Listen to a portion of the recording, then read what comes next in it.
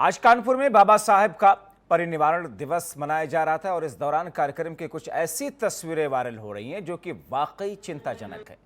दरअसल बीएसपी नेताओं ने जहां परिनिर्वाण दिवस धूमधाम से मनाया, वहीं बाबा साहब के कार्यकर्ताओं ने बाबा साहब के चरणों में, या फिर यूं कहें कि बाबा साहब को चरणों में जगह दी।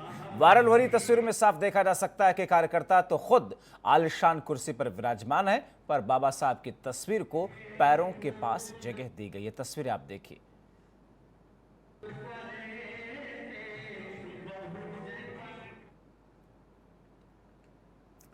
तो जिनके सम्मान में यह कार्यक्रम चल रहा था, जिनके लिए यह कार्यक्रम चल रहा था, लेकिन उनका सम्मान यहां पर आप देखिए कि किस तरीके से पैरों के पास में तस्वीर रखी गई है।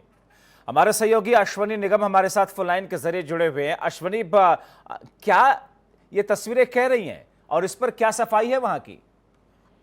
देखिए, अभी तक सबसे बड़ी मामला जो निकल के आ रहा है कि बीएसपी इस मामले में अभी भी कुछ बयान नहीं दे रही है, क्योंकि ये बीएसपी के नेताओं को जो दलितों की मसीहा कहते हैं बाबा साहब को लेकर के उनका प्रेम उजागर हुआ है। आप साफ देख सकते हैं, तस्वीरों में साफ दिख रहा है कि पैर के नीचे बाबा साहब अम्बेडकर की तस्वीर रखी हुई है। ऐसे में जो है बीएसपी की तरफ से अभी तक कोई बयान निकल के नहीं आया, जबकि उरई में जो है रघुवीर धाम में ये बाबा साहब अम्बेडकर का परिनिर्वाण दिवस मनाया जा रहा था, जिसको लेकर के वहां पे चित्रकूट और झांसी सेक्टर के प्रभारी लाला राम अहिरवार बैठे हुए थे और बगल में जो उसके पैर के नीचे जहां पे बगल में जो बैठा हुआ था जिला अध्यक्ष संजय गौतम बैठा हुआ था।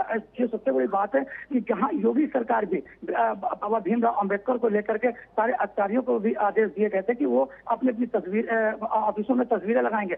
वही जो दलितों का मसीहा कहती है बीएसपी, ऐसे में दलितों के पैर के नीचे रखी हुई है उनकी मूर्ति। जब्बार जी, जाहिर तौर पर अब इस पर सफाई देने के लिए कुछ उनके पास शब्द तो है नहीं, मगर जिन लोगों ने कार्यक्रम को आयोजित किया था उनकी तरफ से कुछ कहा गया?